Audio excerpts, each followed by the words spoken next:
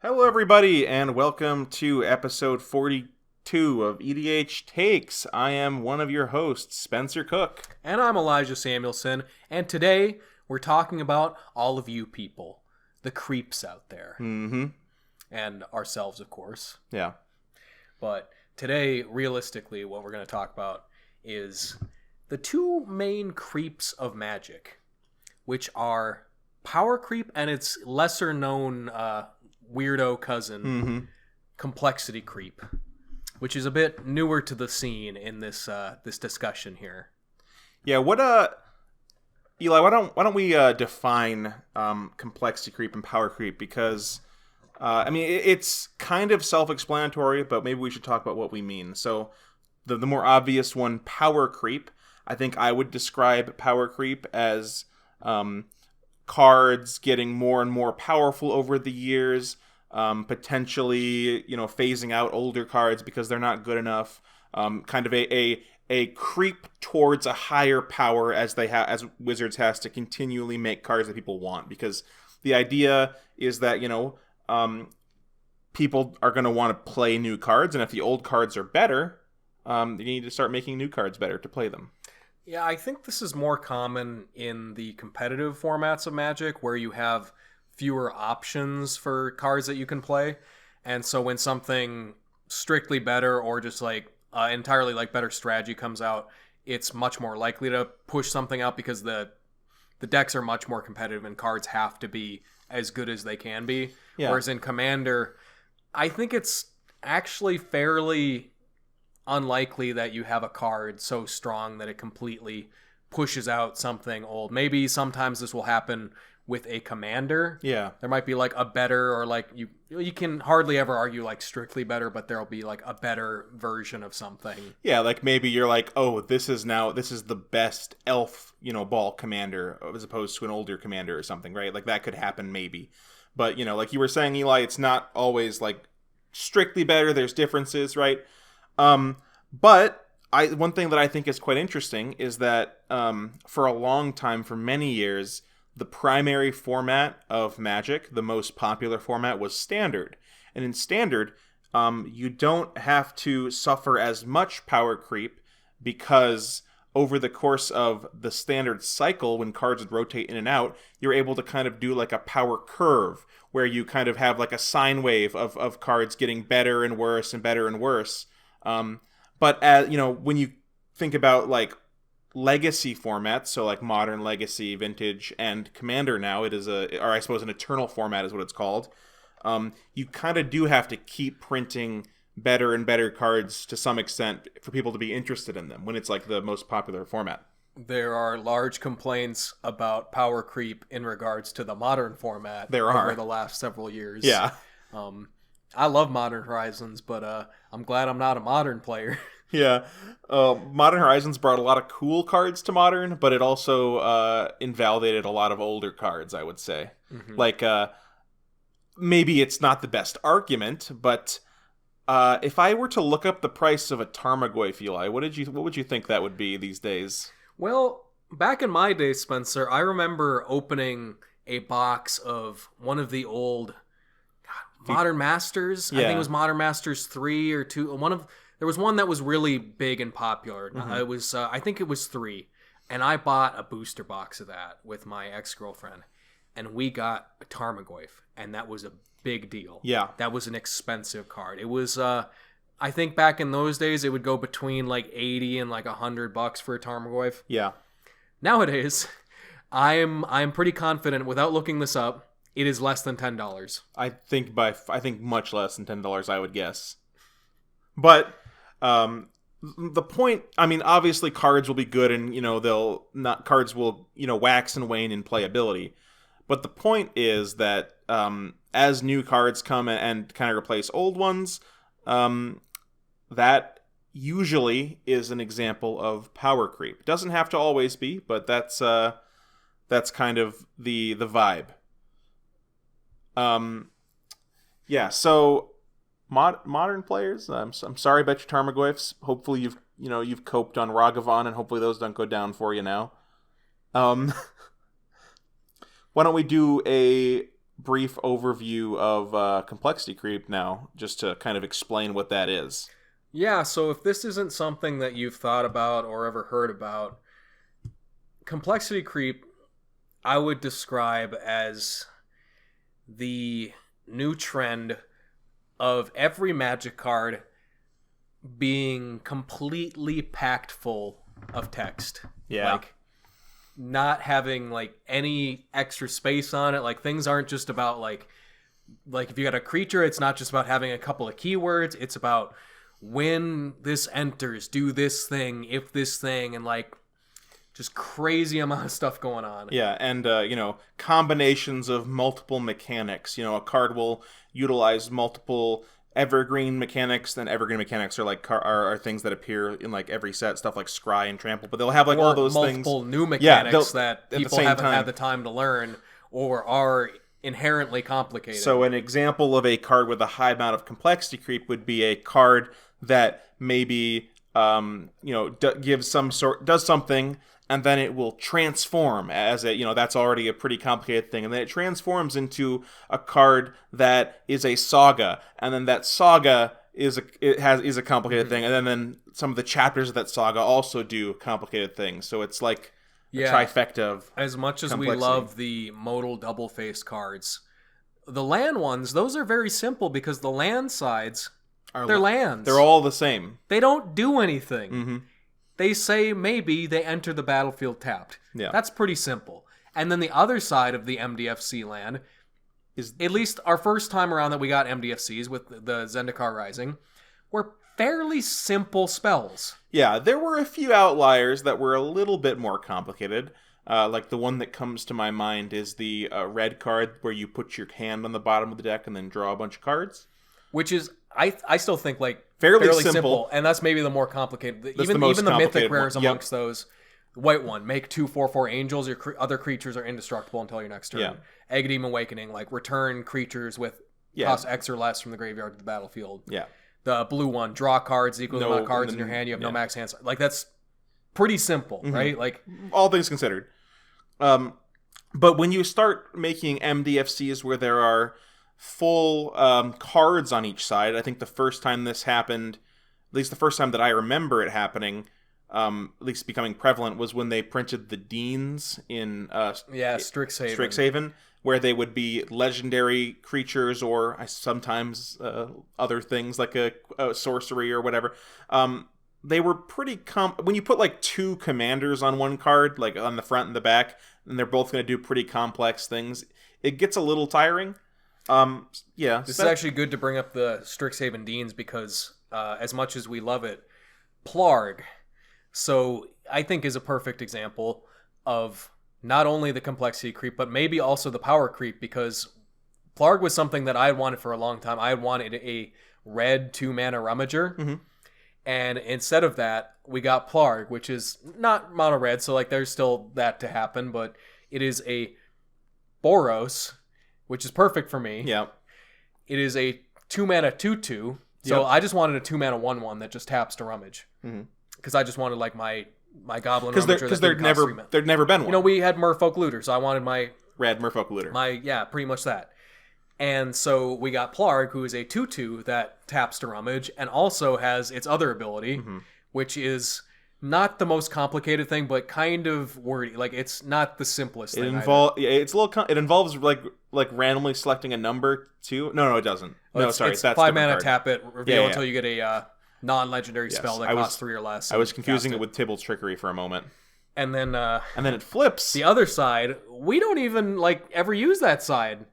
But there's more. There's more on top of that. It just does so many things. Yep. The other side is also probably more complicated than Plarg, because the way that it works, that's like your creatures get buffs depending on if they're tapped or untapped, and when you attack, you can untap any number of the creatures, and it's just a little. I mean, it's not that complicated in understanding, but it's complicated in doing the action, right? It has a little bit of a complex trigger and a static ability. But yeah, so like you were saying, Eli, good example of both complexity creep and power creep. And this isn't to say that those are inherently bad, but maybe I think, Eli, we've experienced sort of a trend of more and more of these kinds of cards. The big change, I think, is back in the day when you saw a new card in Commander, you could pretty easily, somebody would say, well, what does that do? I don't recognize that. What's that card? Can you tell me? And you'd read it to them. Yeah. I don't think I have the the moisture in my mouth to read every single one of these cards nowadays. I think it's changed. It's just like, go ahead and look at it. Read it yourself. I think the average breaths that it takes to read a Magic card has doubled in the last 5 years. Yeah, you alluded to this earlier, but the worst example of this I can think of is the new Praetors, the Saga Praetors from March of the Machine, where they're on the front side, they're a creature that does a few things. Usually, like they've got like a couple relevant abilities, and then they also do something else, and then they transform into a Saga, which isn't an inherently complicated card type, but it is a relatively new within like the last came out in the original, like the Dominaria. Yeah. So a few years ago, like, so it's not like something that like every Magic player just knows. They just know Saga, because it's not always the most common thing. Like especially in Commander, like you could go games and games and you might not see a Saga. Importantly, also Sagas are very text. They have a lot of text on them, usually. Especially if all of the chapters do different things. Right, so you flip one of these Praetors that already does enough on the front side, and then turns into a Saga that has at least three boxes of text like going down that you have to like go through. It's a lot. Yeah, and I think the larger problem with this isn't necessarily that it's too hard for a player to understand what the card does. The problem is actually that in a game of Commander, it is important to know the game pieces on the board. So every time my opponent plays one of these cards, in order for me as a player to make informed decisions about my own game, I need to know what all of that card does. Mm-hmm. Not just the front half, not just the back half, both of them. Even if it's a card that, maybe it doesn't flip, it just has two sides, it's still relevant for me to know what the other side does, if it gets recurred, or if like maybe I can do something with it. It's important to know all those things. So like you were saying, Eli, when I ask my opponent what a card does, I really just have to take the card, take 45 seconds and read the whole thing. If I want to truly understand what it does. I would say that at some point you kind of just stop caring about some cards. Like we've got a good friend of ours, Jesse. He plays some wacky cards. Sometimes when Jesse plays something very complicated, I'm like, you know what, Jesse? I don't really need to know what that card does. It's fine. Yeah, I do the same thing. I'll just be like, you know what? I'll believe you, because like I don't. The thing is, I feel most Commander players, they wouldn't intentionally deceive you about this stuff. But I have noticed in several games where I do practice the like not reading every single card or like looking at what people are doing, just trusting people too much. They are just wrong a good amount of the time. Players do get the how their cards work wrong sometimes, which is fine. Mistakes happen, but I wonder if that would be happening if the cards weren't so goddamn complicated. Also, one thing that I like to do if I need to keep track of cards, especially if it's a double face card, because I don't like taking cards out of their sleeves, especially my opponent's cards.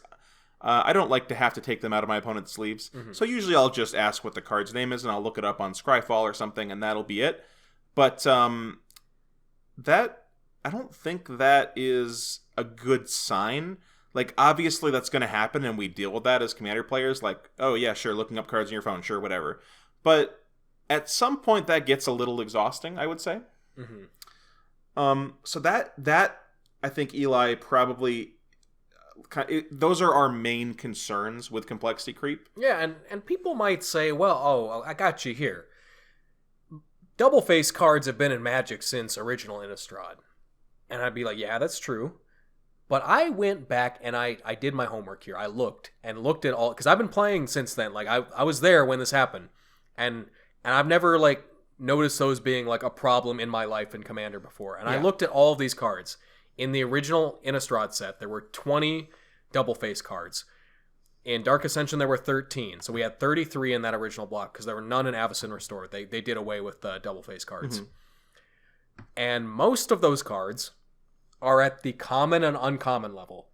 So most of them are not that complicated. Yeah, there's a concept in Magic called New World Order, I believe, where at some point they decided that they were going to scale cards' complexity by the rarity. So they would make it so that common cards were relatively simple, uncommon cards a little bit more complicated, and then, rare and mythics could be much more complex. So the fact that they were printing the double face cards at common and uncommon, at least at that time, I think they still to some extent follow that design principle, but maybe not as much. I'm not entirely sure. Mm-hmm. But at that, those cards were inherently more simple because of that.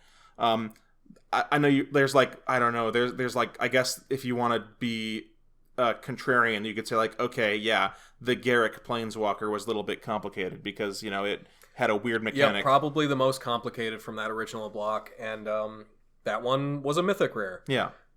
Even a decent amount of the rares in this set, like especially the werewolves, for example, which is those the most common rare ones. Right? They would have the werewolf ability, some keywords maybe, and then like one ability. And that's as complicated as those cards were. They would usually just flip into like a slightly better version of the front half. Like there was a card that was like, oh yeah, my creatures get like +1/+0 or something, and then it flips and they get +2/+0 or something like that. It's like, yeah. Yeah, the most complicated werewolf, probably Huntmaster of the Fells. I love that card. That one is a little complicated, but I love it. Yeah, but it's not that bad. It's like, it's just like the werewolf thing and like the one ability on each side, right? And like, it's got like one keyword. It doesn't have any keywords. Doesn't it? I think it might have vigilance. Anyways, it's still like if that's as bad as it gets, that and like Garrick, like that was the worst in those days, and that was like even like the Garrick is he had his like his main he had 2 abilities on him, and then he flips to this other side and he's got 3 Planeswalker abilities. Like it's not that bad. Mm-hmm. Another contention you might have, you like you were saying, Eli, people might say, oh, they've had MDFCs for a long time, but another contention you might say, well, Magic has old cards that are very complicated, like they had like Rock Hydra, or they had, Chains of Mephistopheles, like, and it's like, yeah, those are hard cards, those are hard to understand cards and complex cards. They don't really do that. Like we agree that that's a bad thing, those are right? bad. That shouldn't be like thank God there hasn't been a card as complicated as Chains of Mephistopheles or it's hard to say. Yeah, like they don't tend to print cards like what's the Mountain Pass or whatever, where you have to split your cards down the stream. Oh, the Raging River. Yeah, like or do they? Or do they? New card. We've got a card we want to talk about here. Yeah, so actually that is funny. The card that is most similar to that old like Nightmare card is actually the Space Bellerin card from the Unset that came out last year. Yeah, Unfinity. And it's actually interesting because just before we talk about Space Jace really quickly, Unfinity I think is one of the best examples of complexity creep finding its way into Magic, because they introduced very complicated mechanics into, and they didn't just introduce them to the silver border, they were into the with main attractions game. And stickers. Yeah, and those are very, very complicated. And yeah, so I don't want to just hate on Unfinity, but I think you and I, Eli, are not big fans. And I want to clarify going into this too, like when we say something is like complicated or like very complicated, we're not saying that us or the average Magic player could not understand this stuff given any amount of effort. Obviously, like, you can understand this shit, but should you have to is kind of the idea of our like episode. Like, do things need to be this complicated? I'm generally of the opinion that you don't make something better by overcomplicating it. Like that's not like I forget the saying, but like a smart person finds the simplest way possible to like achieve the goal or whatever. Yeah, whereas like somebody who's like trying to like look intelligent will just like make things like way overly complicated and like roundabout, like when you can like do things and... And on that same level, it's not that a single complicated card makes the game worse, it's that a compounding amount of complicated cards makes the game worse. I only have a certain threshold that I'm able to follow in a game, and if it goes over that threshold, the game gets much more tiring, much more of a chore to follow what's happening, to read every card. Like, as Commander players, I think a lot of us try to have like kind of an encyclopedic knowledge of what like all the relevant cards do, but I don't think you can really do that anymore with how many playable cards exist. Like, when I say playable, I don't mean like literally are allowed to be played in the format. I mean like cards that you wouldn't get laughed at for playing. Like, how many good cards there are in Commander these days. Maybe back in 2014 you only, maybe the pool of stuff, the percentage of cards that would be like good in a Commander deck is maybe like whatever 10% of the cards. Now I feel like it's much higher, the percentage of cards that you could play. Well, yeah, because they're making for Commander. Yeah. You know what's crazy? Speaking of that, they've been announcing stuff for Modern Horizons 3. Yeah. And they are making Commander precons for Modern Horizons. That's hilarious. Like, I'm obviously not the first person to say, like, I think everyone kind of agreed. Like, I'm not looking to have a hot take on this one because it's pretty obvious, I think that's pretty obvious that there shouldn't have to be Commander decks for Modern Horizons. You know how many goddamn commanders they put in the last Modern Horizons, just like in the set, like how much stuff they put in there. How many legendary creatures? Like, clearly for Commander. Yeah, oh man, like there's. I mean, a lot of the cards also play double duty, like of being for Modern and for Commander, right? Like, not even the ones specifically for Commander. It's gone too far. Like, I love the idea of, I'm the type of person, and I think you are too, Spencer, that likes taking cards that people would be like, oh, that's just like for 1v1. That's just for Modern. That's just for Standard. Be like, no, it's for Commander, because everything's for Commander inherently. It doesn't have to be made for Commander. Yeah. If I want it to be in Commander, it will be in Commander. Based.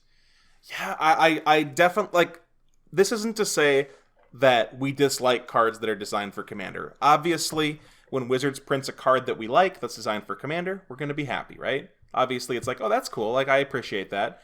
But, we also appreciate cards that weren't designed for Commander being incidentally good in Commander. Yeah, so when when Unfinity was coming out, there was already a lot of heated debates and discussions about the aspect of it where there were Commander legal cards, or just like Black Border Magic legal cards in the set that could affect the other formats of Magic. Mm-hmm. And these brought in, like we said earlier, the stickers, the attractions. Attractions, maybe you could say, are not that bad. Stickers are one of the worst. Like, they just, like, even if they're not inherently that complicated, they don't function. They just don't work. Those things lose their stick after one game. Yeah. I don't understand how anyone could effectively, like, make that work in that. Like, you make your own stickers, maybe. I don't know. You can, like, proxy the stickers. Yeah, you just put them on the card, I guess. That's what you would have to do, I guess. Mm-hmm. But around all this happening, people also brought up Space Bellerin. There was some good... I remember, I think, friend of the show, Kristen, bringing up how there's already, like, enough cognitive load going on in a game of Commander that something like Space Bellerin, it just adds, like, so much more. Because, like, in a 4-player game of Magic, these 3 sectors, like, yeah, it's divide your creatures into 3 piles. Like, oh, that, looking at it like that, if you present it like that in a really, like, basic and simplistic form, like, it seems easy, right? Like, oh yeah, just put it in 3 piles. And Space Bellerin, like we were talking about, like the amount of text on cards earlier, like there's really not that much text on Space Bellerin. It's a simple card, but what it does is it takes all the creatures in play, and each player has to think, oh, how do I want my creatures in this group to be able to, like, attack and block against creatures in, like, this potential group? And then you've got to, like, think about that with amongst, like, 4 players. And you have to consider what they could do in response to what you're doing, right? And it's not like people will say, like, oh, just put, Pleasant Kenobi talked about in this video, just put it in left, middle, and right? But he shows an example where he has, like, 6 cards in each sector. If you were to, like, attack, let's say the Jace down-ticked and gave a counter to a bunch of things. So the the not being able to block is not relevant in this case. Let's say you attack somebody with all of your creatures. In a game of Magic, how do you block someone's creatures physically on the board? What do you do? If you're, let's say you're assigning like 15 blockers, how do you do that, Eli? Can you think about that? You tend to move shit move around your a little cards, bit, yeah. right? There is no feasible way to reasonably assign blockers in that sort of scenario that is simple. You're gonna, because after all the blockers are done, you're gonna have to move all the cards back into their appropriate like sector designations on your battlefield. Like, you can't forget about what sector they're on. I guess maybe what you could do is on every single one of your cards, you could put like a colored dice that's separate from any counters that are on them that says what sector they're in. That's very tedious and annoying. But I guess that could be a solution. I'm ranting a little bit, but allow me to continue even a little bit more. It's actually so incredibly complicated that it really doesn't add fun to the game to justify the level of complexity I know my solution. What's your solution? I'm hard nuking the board every turn. I'm not going to let creatures be in play. Nope. Yeah, so I'm not putting my creatures in a sector. I'm sending them straight to the graveyard. Yeah, but you were telling me earlier that it was really annoying when Pleasant Kenobi was just being like, it's simple. It does. See, some people can't tell. If I know it's hard for some people to tell the difference between left and right, but it's just a very dismissive way of looking at the card. Like I was saying earlier, like this kind of reminds me of the CEDH players like thinking that they're like geniuses for playing like the most broken cards in Magic and like playing like really strong. It's like, just because you can do something, like anyone can do that thing. Like, you're not like smart for like Pleasant Kenobi's thing, like for being willing to put up with a really annoying thing. It reminds me of like around these parts in the Great White North. Sometimes it'll be like negative 20 degrees out, and people will walk outside with like t-shirts and like shorts on. It's like, you're not really like a badass for doing that. Anybody could do that. Just most people do not suffer that. Like, you're just hurting yourself and then being like, yeah, I don't see what the problem is. I feel like everyone should be able to do this. Like, it's fine. Like, why? It's not that hard. Like, you just deal with it. Like, it's not that bad. It's like, yeah, it's not hard, but like, people just don't want to deal with that. Like, you're not like Pleasant Kenobi. Like, why do you do this to yourself? You're just hurting yourself. Eli, do you think it would be like, can we? I don't know if I hope that we end up doing this, but I would like to like create a scenario to show you all just how bad it could be. Like an example of like trying to make a very complicated like attack with a space chase in the field, because I feel like Pleasant Kenobi was specifically like ignoring that possibility. He didn't like, I don't know. If we do gameplay, we need to make this happen. Yeah, because like it's one other thing that I think is very funny about the space chase thing is that, Eli, when you have a complex board state, what's the one action that you can take as a player to try to make it more simple? Organize your shit.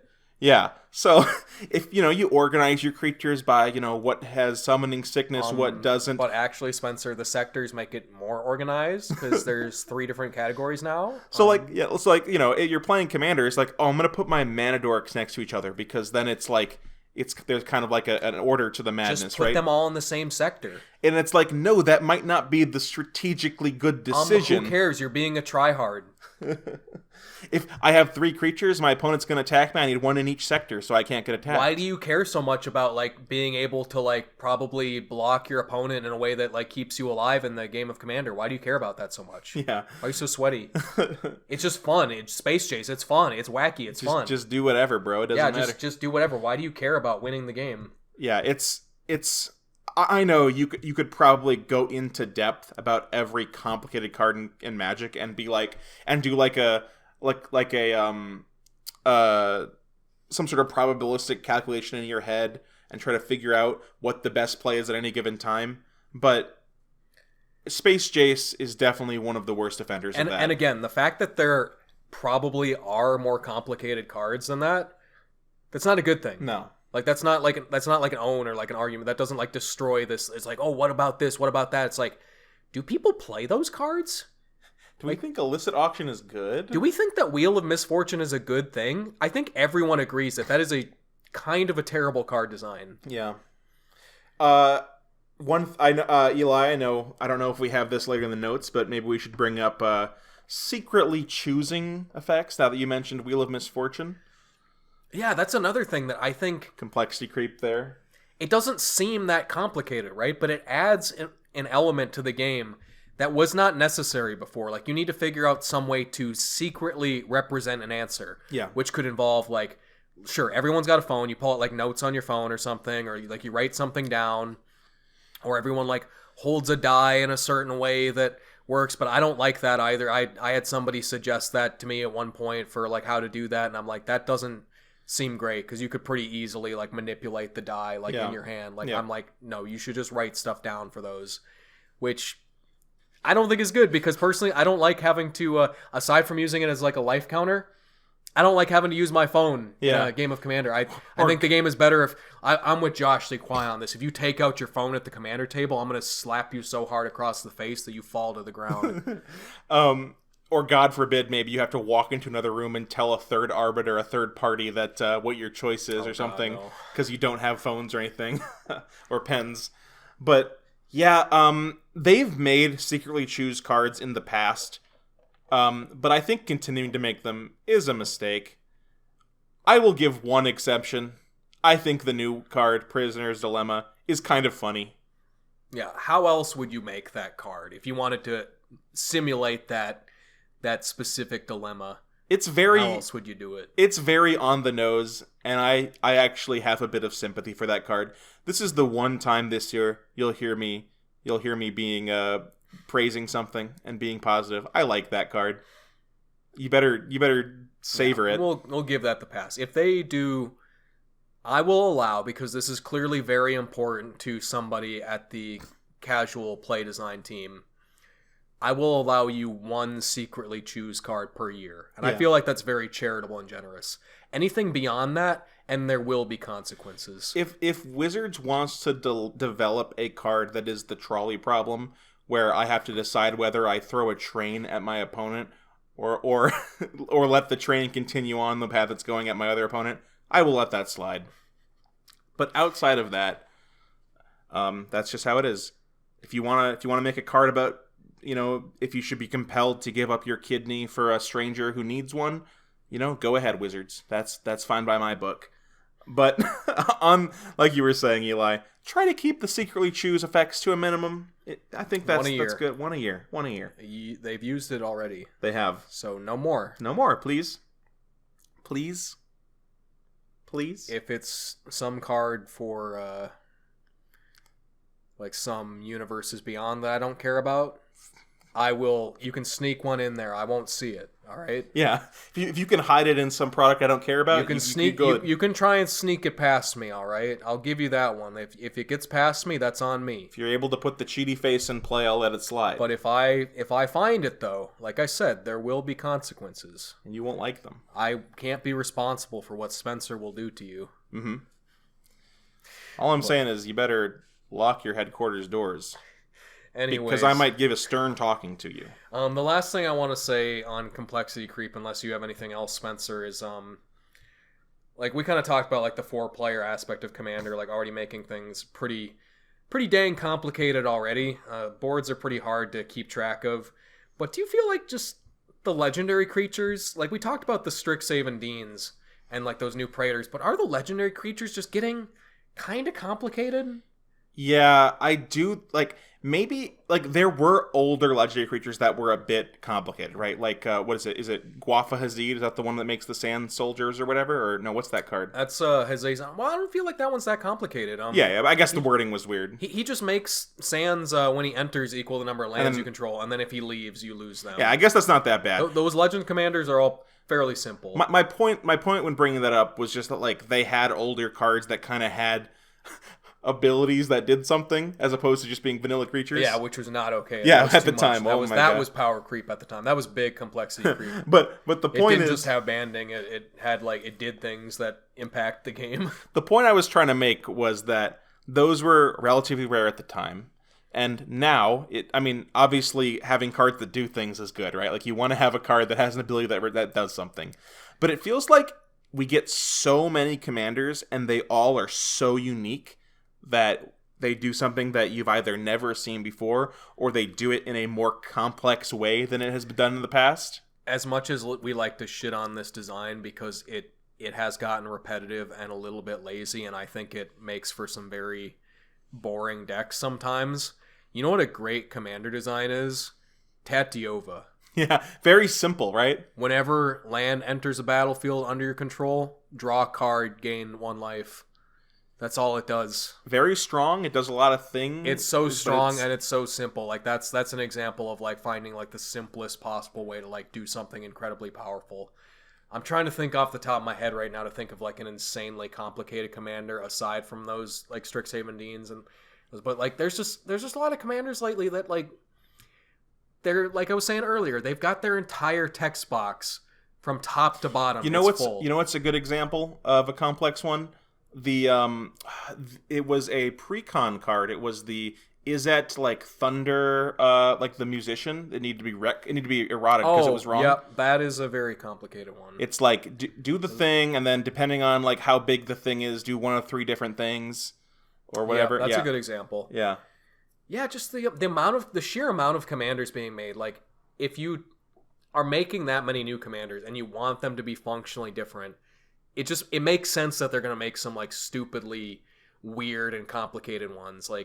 I'm thinking I just recently got the new Boros precon, and we've got the new Feather and the new Nelly Borka. They don't do anything inherently that complicated. They just do a lot of stuff. Like Nelly's got Vigilance and then has 2 separate abilities, which are good. It does cool good things, but it's a very full card. Yeah, and you have to Nelly is a little bit hard to keep track of in the game as well. There's a lot of it suspects creatures, which is not really it's not a counter you put on a creature. It's just a thing. It's just that it's that creature is exerted. It's a thing you need to remember. And they do have little punch outs for it that you can get in the packs, where that came in the pre-con box. Same with Goad, they have punch outs technically. Yeah, it's just it's kind of it's a somewhat, because it uses a new mechanic. It does a lot of stuff. Yeah, and Feather is relatively simple, but it is a little bit complicated in that it copies permanent spells.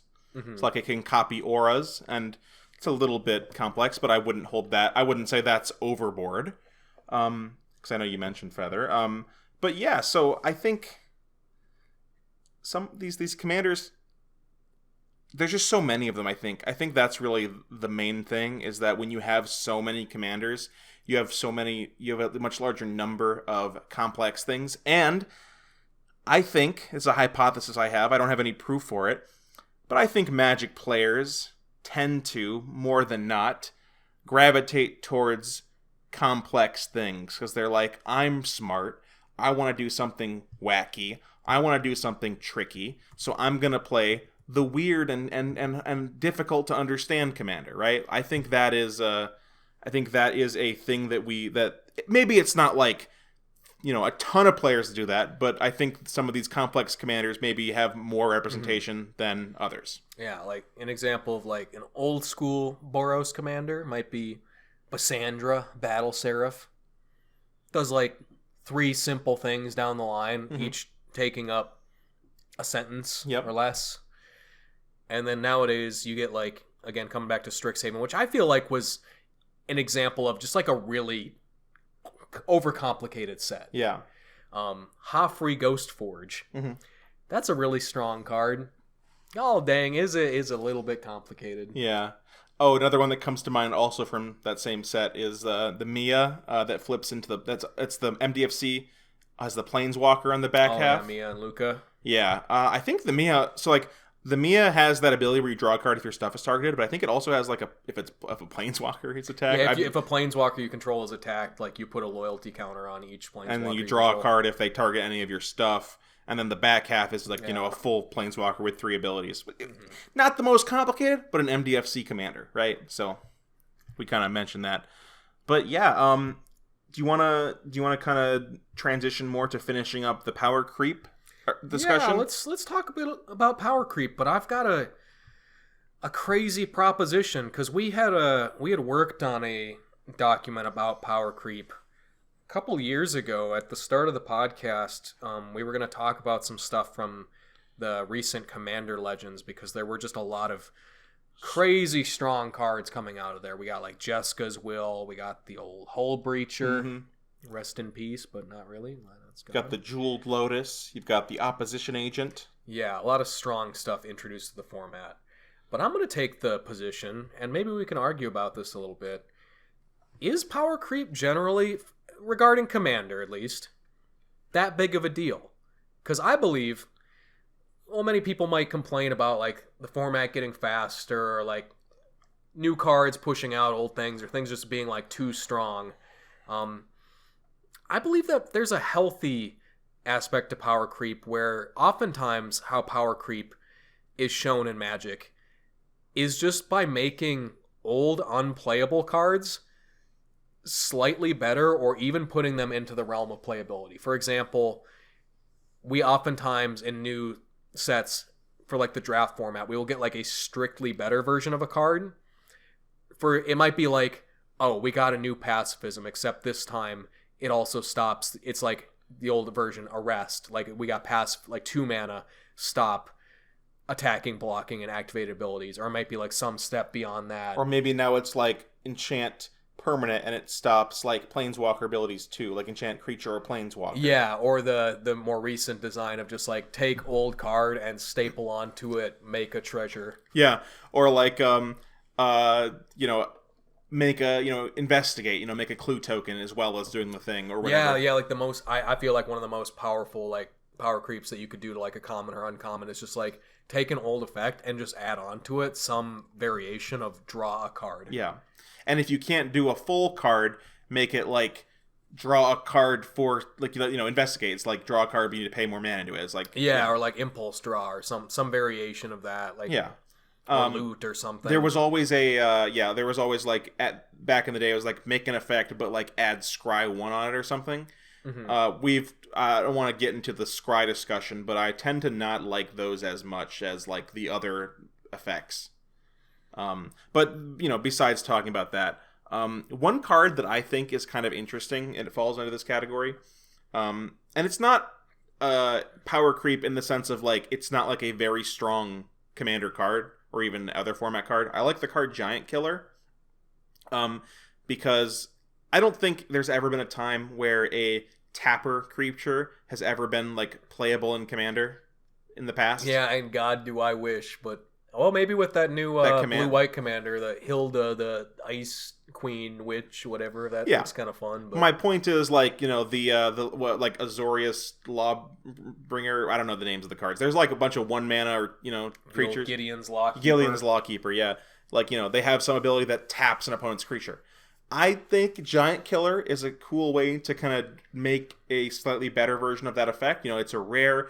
It does that thing maybe a little bit differently, but it also has like this kind of inefficient removal spell stapled onto it. I think it's an interesting way to kind of do a little bit of power creeping. So I guess, Eli, to say that I don't inherently disagree with you when you're saying like power creep can be done well. And I actually quite like those kinds of effects. I do feel like I should vocalize a concern that a lot of people have. I'm not sure if I buy into this, but... a lot of people would be bothered by the fact that, power creep is kind of like a rolling snowball that will eventually, get bigger and bigger as time goes on because you need to keep you can make power creep versions of those old bad cards, but at some point, you're going to have to keep, incrementing on that and making better versions of it and better versions of it. What do you say to that? Yeah, this is, as far as the worst version...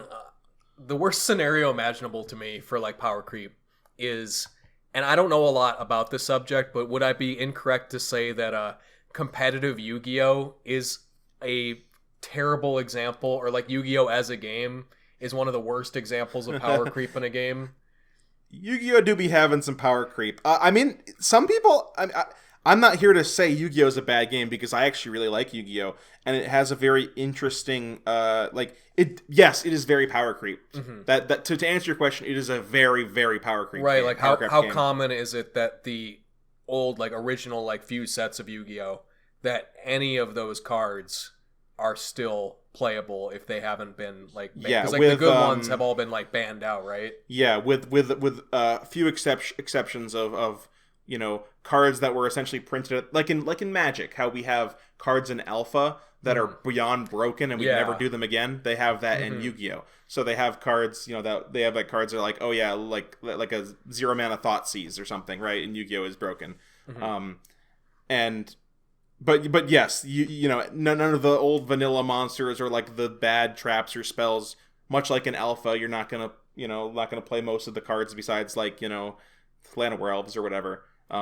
But well, yeah, more of my response would be that it's interesting for Commander though, because I think it's rare that you get a new version of a powerful effect that might even be like strictly better or just like very similar, and that just doesn't give you like an extra copy of that in your deck. Like it doesn't just give you like extra redundancy. I guess the worst example of this for Commander is thinking back to like Golos for like 5-color Commander decks, and for them to make a 5-color Commander that was just like better at doing like everything than like any other 5-color Commander. Yeah. And like also easier to cast and like just facilitated like anything you wanted to do.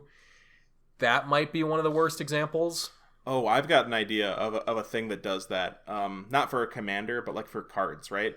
So, it's actually interesting because the kinds of cards that I can imagine them just making strictly better versions of old cards are cards like maybe like a 2-mana black removal spell or something like that, like a 2-mana black instant speed removal spell, like before you had like Go for the Throat or Doomblade, and then maybe they might make a newer version that's like, oh, it kills slightly more things, it has one other like thing that it doesn't do, but it does that. But at that point, like, you're not really like looking to play a lot of those in Commander, at least in my experience. Like if they make a new slightly better version of an old card counter spell, I don't really think there's a lot of a downside to slotting that in over some other counterspell that does pretty much the same thing. I'm also a bit of an old school Magic gamer. I believe that some of the most powerful cards in Commander, I don't believe will ever be power crept out, because like you were saying about like early Magic, there's some cards that they made. Like, will there ever be a more powerful Mystic Remora or Rhystic Study? I hope not. Will there be a more powerful Consecrated Sphinx or Craterhoof Behemoth? I think it's unlikely. I don't want to believe that that'll be the case. I think those cards are mainstays. But like they make like riffs on cards like Craterhoof Behemoth, but they usually make them, or I guess up until this point, they've made them worse. So, like there was that white one, which was a little bit similar. Gave your creatures flying, and like I think it didn't have haste, but it gave your creatures flying and +X+X. Yeah, the problem here I guess comes with the colors that don't have those like super ingrained staples, like red and white. You can make the argument like back in those days, like will there be a better red sneak attack? Maybe. I guess there's a creature that does it, but I think sneak attack is quite good. That's a good like that's what I'm saying. Like some of those like old mainstays, like those really powerful. Will they ever make a Sarah's Sanctum? Like yeah. Are they gonna make a better Sarah Ascendant? Like no, I don't think they will. So. Like especially with Commander in mind now, they would not do that. And those cards, those cards will not get pushed out. You could argue that the other like more like fun cards like might get pushed out, like for maybe like more powerful cards. Maybe at some point people are like, you know what, I don't want to. Sun Titan's not worth it anymore. They'd be wrong, but they might feel that eventually. They be saying that, and they are wrong. Yeah, but don't put some respect on my boy's name, okay? But yeah, I think generally if there is going to be like a small amount of power creep or like cards being strictly better, I think sometimes that might make a deck more boring, but I think mostly that's just going to add extra redundancy to Commander. That doesn't just come in the form of like playing more tutors and always getting like your same thing. Which I don't know if that's a better thing or a worse thing. One thing, if it makes the cards more affordable or accessible, I think that's probably going to be a good thing. One thing that I like about alternate versions of cards is when they maybe are a little bit better or maybe a little bit worse, but they have some like very small difference to them. So an example of this that I can think of would be like back in original Theros, like they had a bunch of cards that were just kind of incidentally like enchantment creatures sometimes or some stuff like that. Actually, I'm not 100% sure that they weren't just like the bestow creatures, but whatever. The point is, sometimes they give cards like a weird, like mostly irrelevant effect on it. So like the cards that had like splice onto arcane, right? Like Kodama's Reach versus Cultivate. They're functionally the same card, but I think it's interesting whenever Kodama's Reach is better than Cultivate. If there are times where Kodama's Reach is better than Cultivate, it's cool. So I like when they make cards that are just a little bit different. So like, you know, maybe you find out like, oh, this card makes a gold versus this card making a treasure. And because I'm playing like Stoning Silence, which makes them enter tapped or something, or no, that makes so you can't activate them. What's the card that makes artifacts enter tapped? Yeah, maybe there's like Blind Obedience. You're like, oh, okay, it doesn't matter. Mm-hmm. Or you're playing like Urza, so like I can tap my gold token and then sacrifice it for double the mana. I think that's interesting. Well, not Urza, but you know, Urza's not interesting, but you know what I mean. I was starting to think in my mind of the examples of like broken cards and like power creep that maybe does upset me, and I got thinking about we were discussing earlier today the professor's argument from the old In Response debate show with Josh Lee Kwai. If you've never seen, was a good I can't believe that they stopped doing that. If you've never seen this, I think it is a fun relic of the past to look up. It was a debate show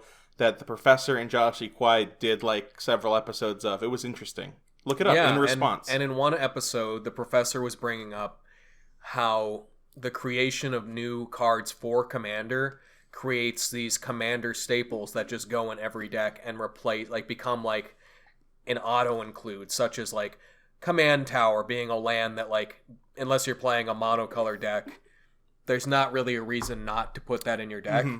Or like now we have like Arcane. I think at the time the professor would say like Commander Sphere, which I disagree is like an auto include in like every Commander deck. Yeah. But like now you could maybe say that for like Arcane Signet. Or I think he would say like Soul Ring is one. Ring. I don't know if he would say like Reliquary Tower or something, but like something like that. Like it's like, yeah, like they take away your deck slots. And I was thinking of the free spell cycle from Ikoria Commander, and I was trying to think, would there ever be a reason to not put Deflecting Swat or Fierce Guardianship in your deck? Like the reason, the one time you wouldn't like probably be better off of those cards if you were playing some deck that really, really didn't want to play its commander very much. You'd probably want the black one in like any deck that you Deadly could do. Rollick is quite I think the white one is still very good. I do like the white one a lot, but I could see an argument for just like wanting to play like other stuff in your deck. Same with the green one. Is it Perplexing Haze or is it something else? It's the Fog, right? Obscuring Haze. Yeah, it's and it's not just it prevents all damage too, so like you could like stop like an Aetherflux Reservoir with that one. Hey, I actually kind of like that card, even if I don't think it's quite good. I kind of like it. Yeah, like you could still maybe make an argument that like you could put them in any deck and like wouldn't be worse, but like with the other ones, I feel like you could make the argument like, no, you should put those in your deck. Yeah, because they're just gonna be free, like protecting your commander for like Deflecting Swat and Fierce Guardianship is a big thing to do. So like having a card that just like does that for free. There was that old. This always reminds me of this, and I've told this story like 3 times, and I always tell it poorly. There's this old Loading Ready run. Friday night's clip. I'll put it in here, I think, so you can get it. Hey, Alex. Why so glum? I want to play Modern, but my blue-white deck just can't beat Tarmogoyf. Oh, well, there are some easy ways to bring that big 4/5 Goyf back down to a reasonable size. Golly, like what? Well, you could try this new Deathrite Shaman, or these brand new Scavenging Oozes. Start exiling cards out of the graveyard, and suddenly Big Goyf won't seem so scary anymore now, will he? Gee, you're right, Mr. Cameron. Now, Alex, I notice you're running Deathrite Shaman and Scavenging Ooze. I'll have to start playing green too, I suppose. Well, if you're running green, you'd be silly not to play this playset at Tarmogoyf. Okay? Now, Alex, why you're running Deathrite Shaman and Scavenging Ooze in a Tarmogoyf deck? That's a non-bow, you knucklehead. Get them out of there. Okay? Yeah, so it reminds me of that, because it's like, you kind of fall into this deck building trap of being like, well, I don't know why I wouldn't play these good cards, and now that I'm playing these good cards, why don't I play these other good cards? And then you're like, oh, now my deck doesn't have any, doesn't get to play any cards. It's an entirely different thing by the end of it, right? Like yep, yep. But, I know, but I feel like, as of late, I feel like I've kind of matured as a Commander player, in the sense that I've started to stop feeling like I have to do those things with my decks. I've slightly stopped feeling like all of my black decks have to run Reanimate and Animate Dead, which I have felt in the past. Yeah, I felt that I had to do that in the past. Because I feel like I see this happen a lot with Commander players or Magic players in general. Everything's got to be so optimal. Everything's got to be a certain way. Oh, why aren't you running that? Why aren't you playing this? Why wouldn't you just always do the best possible thing that you can do? I'd like to refer to this as the Magic player brain rot. And Commander is a format, and I feel like I'm going to channel a friend of the show, Shivam, here. He's like, you don't have to do anything. You can do whatever you want. Play whatever you want. Like, you can change things. And, like, I think a lot of, like, good games that we've played are the result of us just building decks and thinking, I don't have to play this guy. I don't have to play the best possible thing. Mm-hmm. I don't have to put my Mana Crypt in every single deck. I don't need Dockside here. It would be amazing. I don't need to do that. It would be not even that good. It would make you like 5 to 10 treasures at best. Yeah, it's not that. It's not that good. It's not that good. Like, dies to removal. Like, I'm playing a 3-mana commander. Like, Jessica's Will is a 3-mana card. Why would I ever play that in a deck that didn't play a 2-mana commander? Right? It doesn't even curve out. Why would I do that?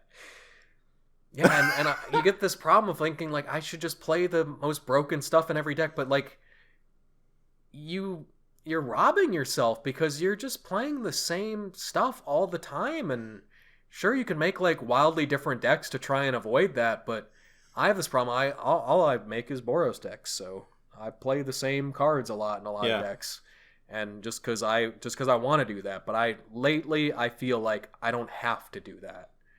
And I'll make the room to play, like, weird stuff and suboptimal stuff, which is, that's crazy. Why would you ever do that? It's a misplay. It's a misplay. Yeah, big mistake. But you know what? I think it's more fun when you do that. When we just, like, kind of decide, like, oh, we just, like, don't run Opposition Agent in our black decks. Like, I have one. I have a Dothy Voidwalker. I play a Dothy Voidwalker. Well, that's your strong deck, right? Like, sure. we'll play, like, some goofy stuff. Yeah. And, you don't have, like, this is very good and easy when we're if we say this, if we have, like, a more casual, play group that is willing to play nice with this, right? I'm sure that, we play against some other people who don't play at, weak stuff, whatever, but I'm sure someone in the audience is thinking, but I have to play these cards to compete, right? Like, I have to keep up with the people I'm playing with. And sure, then what I would say to that is maybe try to vary up the strong cards you play, so it's not always the same. Maybe that would give you some enjoyment. Maybe one deck needs a Jessica's Will, and your other one can use another strong card. Like, you don't have to, like, the issue of, like, losing slots in your deck only becomes a problem when you fill too many slots in your deck with the auto-include cards. Like, 5 auto-include cards isn't going to take away all of your agency in deck building. 25 probably will. So that's something I would, if you don't feel like you can fully get rid of some of these cards, maybe cut back, Try to drink only 3 times a week instead of every day, Maybe try that. And then eventually you'll be able to wean yourself off. Yeah, and you could always, if you're playing with strangers, and if they've got a few decks with them, you could actually just, like, as humiliating as this might be, you could ask them to play less strong decks.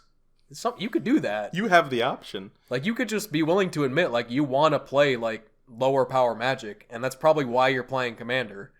So if you're playing against people who are, like, insisting on, like, doing, like, the most like, just playing, like, straight combos and, like, trying to win on, like, turn 5, and you're like, that's not really what I want to do here. You could just tell them that. You could just... I'm gonna pull out, like, the classic, like, r/EDH, like, the solution to every single problem. And just, like, talk to people. Like, hey, I'm familiar with strong games. I play strong games, but, why don't we try and play something else? Like, Because here's the flip side of that. I built a weak deck. Can you have something to play with it? Here's what happens when you try and solve your problems with the cards. You either end up just having to fall into the power creep yourself and try and, like, arms race people, which is gonna cost you a lot of money, and you might have fun with it. I mean, you'll probably have more balanced games, so you might enjoy that, but why do something that you're not gonna enjoy? So if you're not enjoying that, like, just don't do it. Or you'll just start metagaming everyone there. Like we've got, like, Jesse, who will play, like, a bunch of hate cards for stuff, and, like, I did the same thing at a point.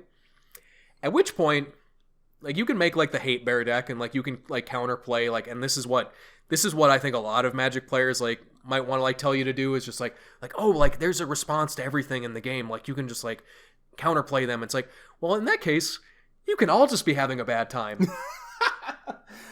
So what do you want to do? Like, just, I don't know. At some point, don't act in a way that will get a Reddit post written about you. That's that's the advice I would give. Live your life in such a way that there will never be. Yeah. And am I the asshole for Yeah, so this guy came up to my table and he said he shamed me for playing a strong deck. And then and we're not telling you to shame people for playing what they want to be. You could just be like, "Hey, do you have something weaker you can play?" At which point, they're probably going to be pretty up in their ego, and they're going to be like, "Oh yeah, I'll pull out my weakest deck." And it's just like, it's not a deck that, like, wins on, like, turn 4, it wins on, like, turn 7. And if they end up losing that game, they have an excuse for losing. They brought their weak deck out, like, because you weren't strong enough to play with their strong deck, right? So they're like, yeah, I mean, and you're like, yeah, it's like, I couldn't handle you. You could be like, oh yeah, I won, but, like, I asked you to play something weak because I knew you were going to win. Like, at which point, both players win. You get to play with different people, hopefully, the next week, if you're playing with strangers. And that person asks if they can play with you, and you just say, no. No. But yeah, like, I do want to say, if you're ever in a situation at a game store where you're trying to do one of these tactics meaning, like, talking to your opponents, and they give you any pushback, you can blame it on me. You can say, like, yeah, I'm sorry, I didn't actually realize what I was doing. Spencer from EDH Takes told me to do this, and I'm just like, I didn't know any better. So, and you can tell them to come talk to me, and then they can throw stuff at my window instead of yours. Yeah, so I'll take at which point they're like, EDH Takes. They look that up, and then they find the tier list series. They're like, holy shit. And they're like, holy crap, these guys are idiots. Yeah, they're like, I've got to watch every single one and comment and like and subscribe to see all this stuff, and I gotta hate watch these guys' content. Yeah. At which point, that's how you grow a fan base. Yeah, at which point you've gotten your revenge, and we've gotten a new subscriber. So everybody wins. Nothing I want more than someone commenting on our videos telling us for the 5th time how a Trotta the Silencer is actually a really strong commander. Literally, all you have to do is, like, hit the person and then, like, blink it and, like, tutor it, and you've only got to do, it's only like 10 steps. Yeah, and you only need to do it, like, bad. You can copy the trigger, so you only need to hit the same person 2 times. Oh, yeah, you can copy the trigger, and you can also play clones that let you clone a Trotta. And then after all these steps, you can kill one of your opponents. Honestly, I think a Trotta might be power creep. Mm-hmm. To be completely fair. It makes somebody lose the game. Yeah. I mean, what's the last time you saw a card that, made someone lose the game? That card was broken. It's like Door to Nothingness tier. Yeah. Honestly. Yeah. It might even be better. Do you think Door to Nothingness should be banned in Commander? Probably. I think that was a big like reason for the Golos ban was that it facilitated the door to nothingness kill like better than any other 5-color commander. I get you there.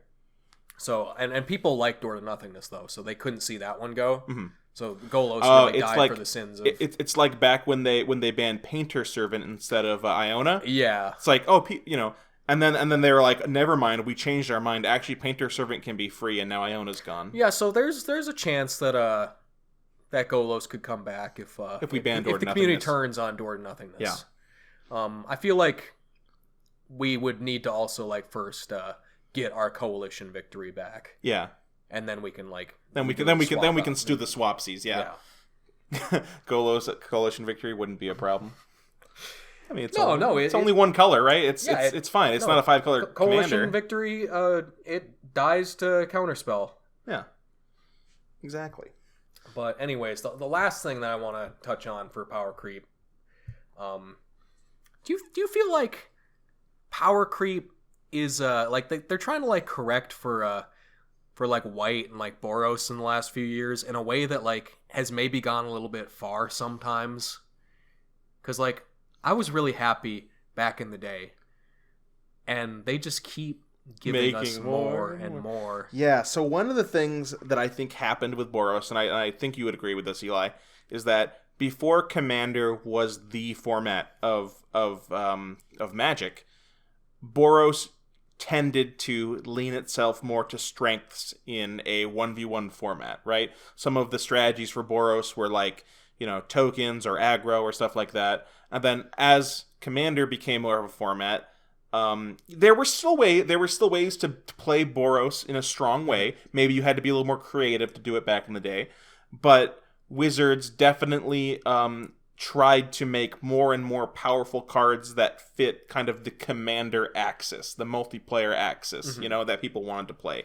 And you could, I think it would be fair to categorize some of those cards as power creep, especially when, in our perspective, they seem to come a long way in a year or two, and now it's 5 years later and we're still kind of going at that similar velocity. Because people would always, I'm sorry to ramble, but I think Josh Lee Kwai would always talk about how there's less playable Boros cards than there are green cards. So when new sets come out, it's not enough to give Boros 5 good cards and green 5 good cards, because you need to have a higher velocity. Yeah, White and Boros, they have to catch up. Right? And I think, Eli, would you say that White/Boros has caught up and maybe has that still maybe has that higher velocity? I've probably said this before on the podcast, but years and years ago when I started playing like the Boros thing, and I think it was just a result of the culture and the internet. There were times where I would think like comparing it to especially like the stronger Sultai decks or Simic decks or Mono Black decks, and I would think occasionally I might be playing at a little disadvantage compared to like, or even like the strongest like Mono Blue decks, because those are just insane sometimes, and I would think, yeah, I am. Things are a little bit tougher for me. It's hard for me to play against Chainveiled Fairy or whatever, right? But in the last couple of years of playing Boros, I've never had that thought. Mm-hmm. I've never been in a Commander game playing a stronger Boros deck where I've thought I am at any kind of disadvantage because of the colors I'm playing. You're not thinking, I don't have the options or the tools in the card pool to deal with this. Yeah. Yeah. And I think that's a great thing. So I do think, it's not going to be a crazy thing to say. Like, I don't think, like you said, that White/Boros is at a significant disadvantage to other colors. And you could argue that is a result of power creep, right? Yeah, I might still argue that Mono White is at a disadvantage to the other colors in higher levels of Commander, specifically higher power Commander. Sure. Because simply the way that White is meant to work in the game is it is meant to be fair. And when you get into higher levels of Magic, like maybe even like CEDH, the goal it is all about being incredibly unfair and doing things that are beyond broken and super explosive. And usually the white way to combat that is to force everyone to be fair. And when you're forcing everyone to be fair, you're kind of a 1v3 scenario, right? Right, and I'm strongly of the opinion that like white is at its strongest in that situation when it's like playing the control or like playing hate bears and like you said, forcing people to play fair.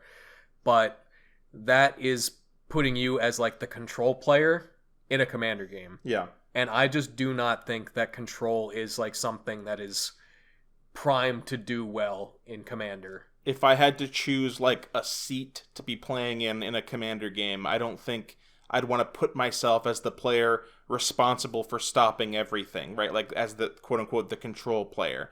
I mean, I like playing control strategies and like I love controlling aspects, but like you were saying, I don't think it is the highest, win rate strategy, like you were saying, or it's a good idea. Maybe I'm wrong. I mean, obviously every deck has some level of interaction and has some degree of controlling the board and stopping your opponents. That's just what you should be doing.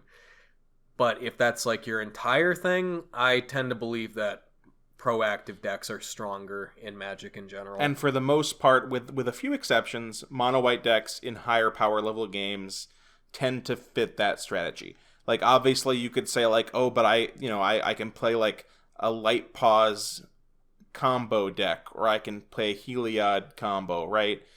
And those are the exceptions, I would say. But yeah, so... Or you could play original Heliod without any Soul Ring. Yeah, because... And then take top at the tournament.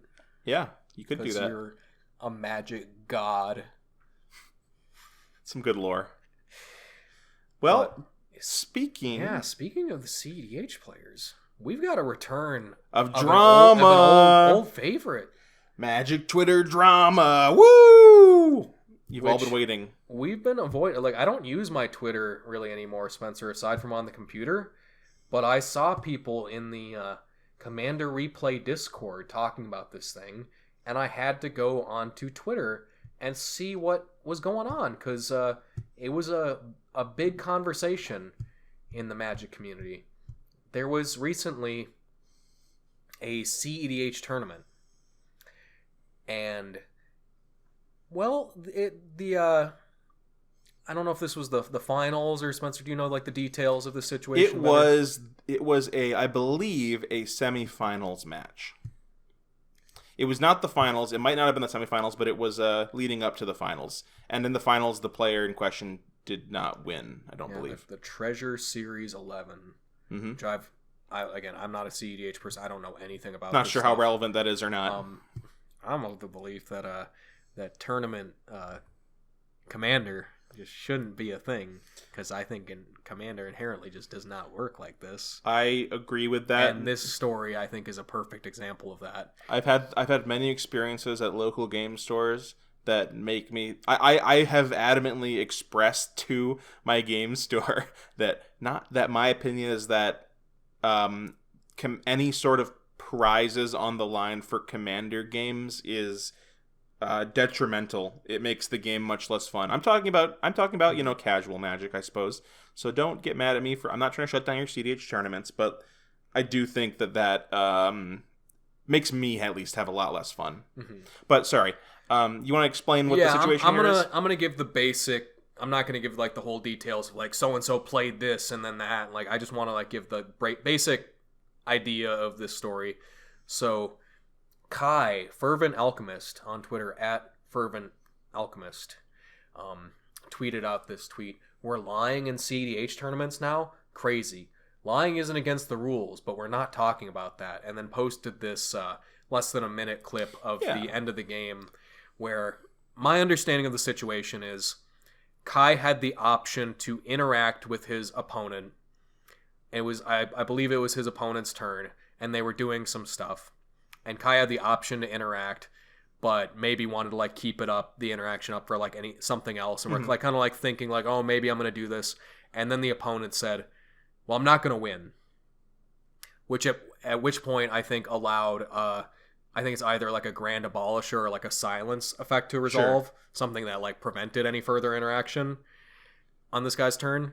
And so Kai's like, oh, okay, let it go, because like the guy volunteered the information that he wasn't going to win. And then as the turn went on, as CEDH players, do, like they'd be taking some time to think, a lot of stuff's going on, it's complicated. I can't say, they're doing anything wrong, but the turn goes on, and the guy, as they would say, he found the line. Pushes up glasses, I found the line. But he found a way to win, essentially, yeah. From the clip, I don't know the greater context of this situation, but immediately what the guy starts saying is like, oh, I didn't realize, I didn't see the line. Sure. I didn't realize that I was going to win this turn. Mm-hmm. And so Kai kind of goes like, there's the lie. Like, oh, you're lying. And like the guy's like, I'm sorry, I didn't see this. I didn't mean to lie. And he really sounds genuine to me. Like maybe I'm just being too charitable to a CEDH player who are likely all liars. Do we have to censor CEDH, like C*DH player, I know what I think the C in CEDH stands for. A naughty word. Yeah. No, but anyway, so the guy, he's going by Cowboy Bob, I think. Not to take a side, but Kai starts berating him pretty hard in that clip. Yeah, because the guy. He's like, okay, so can I move to like win and resolve my spell? Yeah, and Kai's kind of like, he's like, it's not okay. Like it's. He's like, you guys don't have to be. I understand if you guys are upset. It's okay. And he's like, it's not okay. He's like, yeah, pretty unsportsmanlike that you did this, and the guy just continues to be like, yeah, that's fine. You can be mad at me. I'm sorry. I didn't see this thing. Like I didn't think. And he sounds pretty genuine, but that's where we get into the argument with this on this situation. Is like. Most people, I think, have come out on the position of, even if he was intentionally lying, that he is morally in the right to have done that, because this is a competitive EDH tournament where people are playing, like there is something at stake here. Yeah. There's prize money, I believe. Yeah. And so in a tournament setting, is it okay to lie to your opponent in a multiplayer game of Magic? Because obviously, in 1v1 Magic, of course it's okay to lie to your opponent. Do you remember the LSV settle the wreckage thing? Good. Do you remember that controversy? That being like so that being that was an epic. That I feel like the only sane position on that is that was an awesome thing that he did. Yeah. That was like actually like an amazing play. Now, like that is black and white. Like that is like a good thing that like LSV did that. To be specific, LSV didn't lie, but he did intentionally mislead. Bluffed. He did mislead his opponent by like moving his mana in a certain way as if he was going to picking up a token. Well, he went to like go and grab like the token or like grab like his like life like while his opponent was assigning their attackers. He like picked up his pen, stored his mana, like he was going to make a lifelink token to block, but his opponent was still like doing his attackers. Yeah, because he had the Adanto, the flip land that like makes the vampire token. But then so the guy's like, I guess I'll attack all out, and then LSV just drops a Settle the Wreckage, exiling his entire board. It was so giga based. Yeah, and people were calling him a scumbag for that. Mm-hmm. But that's 1v1 tournament. Like, what else are you supposed to do? He just was implying that he was just, he didn't lie, to be fair. But, that's if we compare that to this. This is why I don't think that multiplayer Magic or Commander works for the tournament setting, because there's the element of, like, politics. Like, in this interaction, the only reason that, like, Kai isn't just using the counterspell on his opponent is because there are two other players at the game, and maybe one of them could win. So he's trying to, like, get the potential upside of not countering the first opponent's thing because the guy said, well, I'm not going to win. So why would I waste my counterspell that could, like, especially in CEDH, like, could save me from losing the game? Yeah. Why use it on somebody who's not going to win on this turn? I'm going to want to keep that up. And so Kai is kind of facing, like, the double-edged sword of that. Like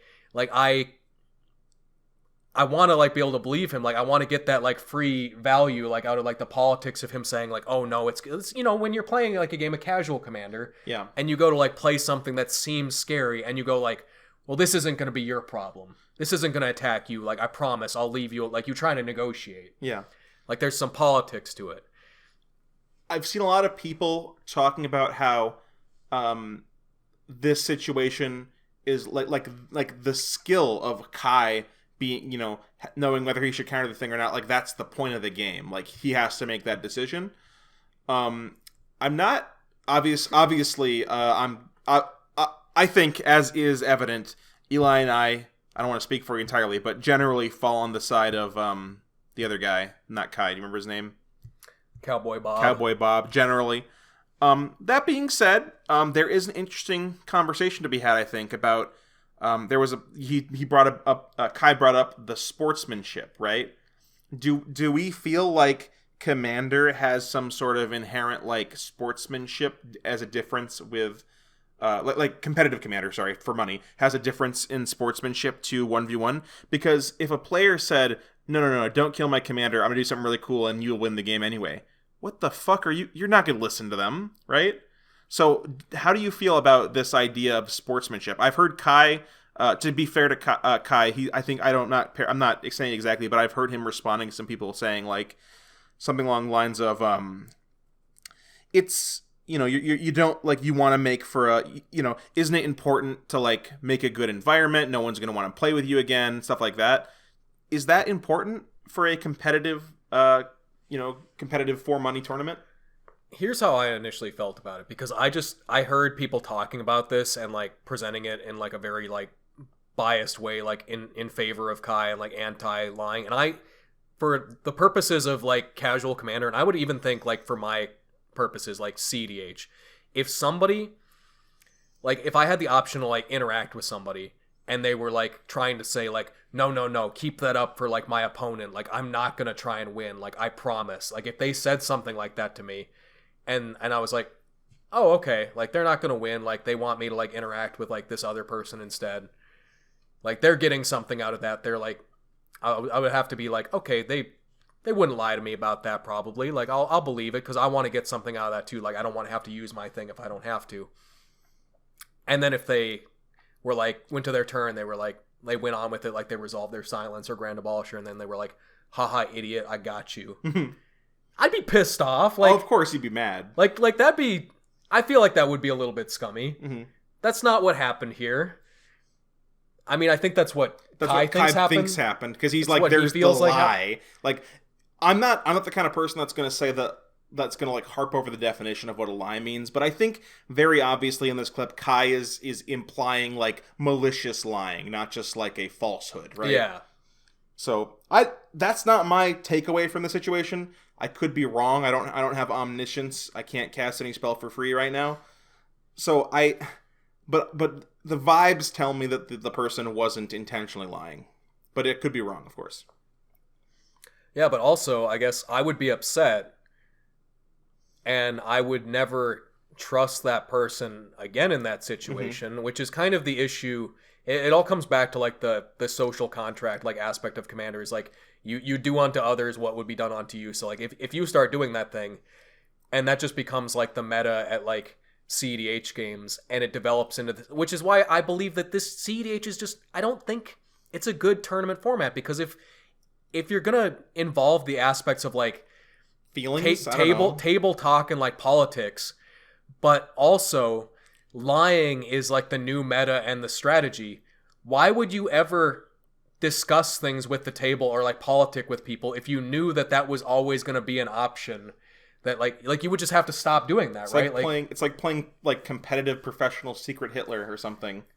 Like, yeah, why would I ever believe like anyone, or why would I negotiate with somebody if that was just like a frequent thing that happened?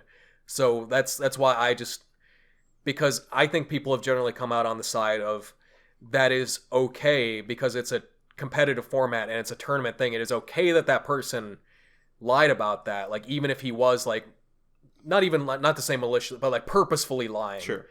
People have mostly, I think, agreed that like, yeah, like you got like you got outplayed. Like you can't take your opponent's word for fact, right?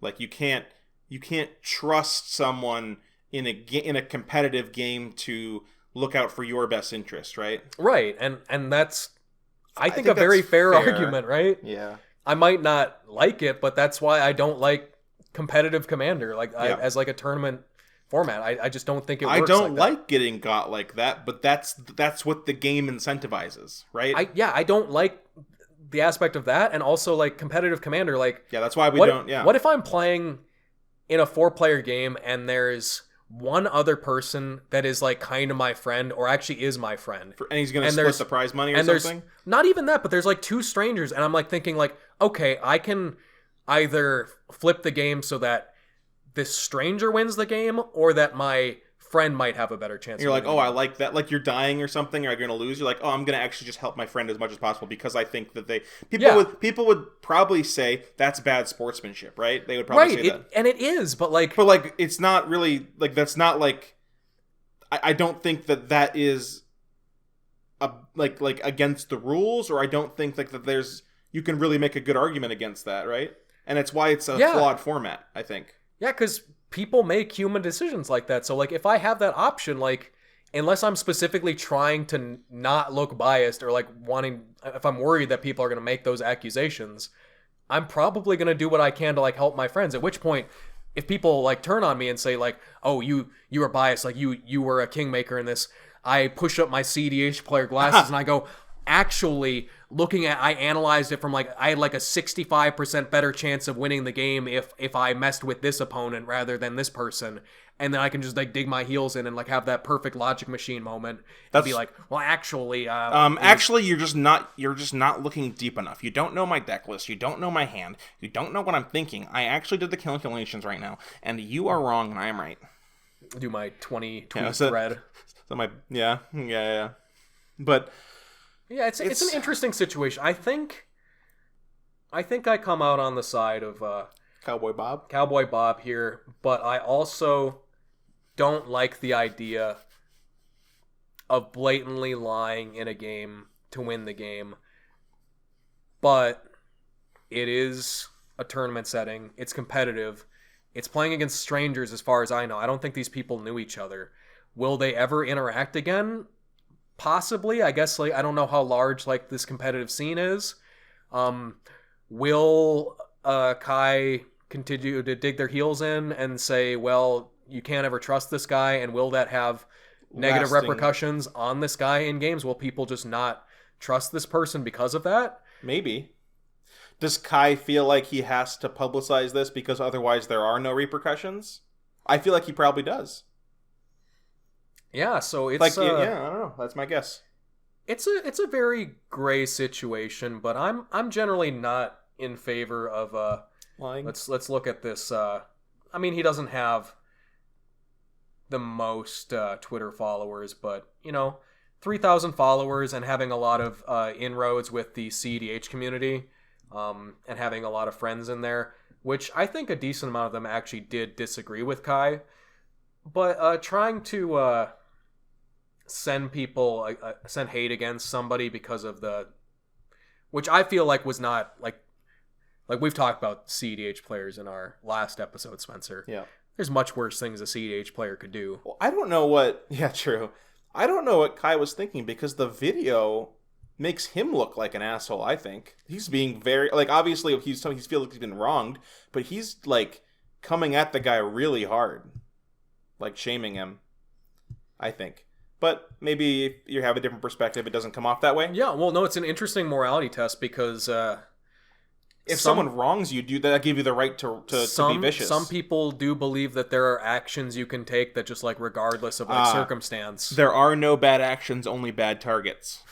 That's the thing. Yeah, some people do believe that. Oh yeah, and if you genuinely believe that like lying and like in that context, like in like any game, I guess, is just like inherently unsportsmanlike and scummy, then you're, no matter how like that situation goes, you're gonna feel that. You can be, and yeah, if you believe that, and you believe that there are no good, and if you feel like that person is deserving of, vicious things and like mockery and deserve to make them feel bad, then that's the kind of thing you're gonna say to them and try to post online. I'm being a little bit, just a tad bit biased in my analysis here, I admit. But I think that video kind of rubbed me the wrong way. And that's to some extent from personal experience too, because, really sucks when people when especially if Cowboy Bob made an honest mistake. Really sucks when people keep hounding you about it. It's not fun. Mm-hmm. But then again, competitive tournament, whatever, But anyway, I think that's all I have to say about this cheating scandal, lying interesting drama. situation. I'd be very interested to hear what people think about that. Yeah. Because there's stuff about it that I don't know. I watched the best news source, Commander Replay, did a video about this, and he's completely factual and unbiased in all things, all the time. I think I overall agreed with him. I didn't much care for the reading and laughing at comments section of the video, but I think I agreed overall. I'm a PJ simp, but anytime he does like that squeaky mockery voice in his videos to make fun of people, it makes me want to just give him a big freaking noogie. Yeah. But I think we've been going on about long enough. Oh, one more thing. Last episode about a month ago, I asked you all.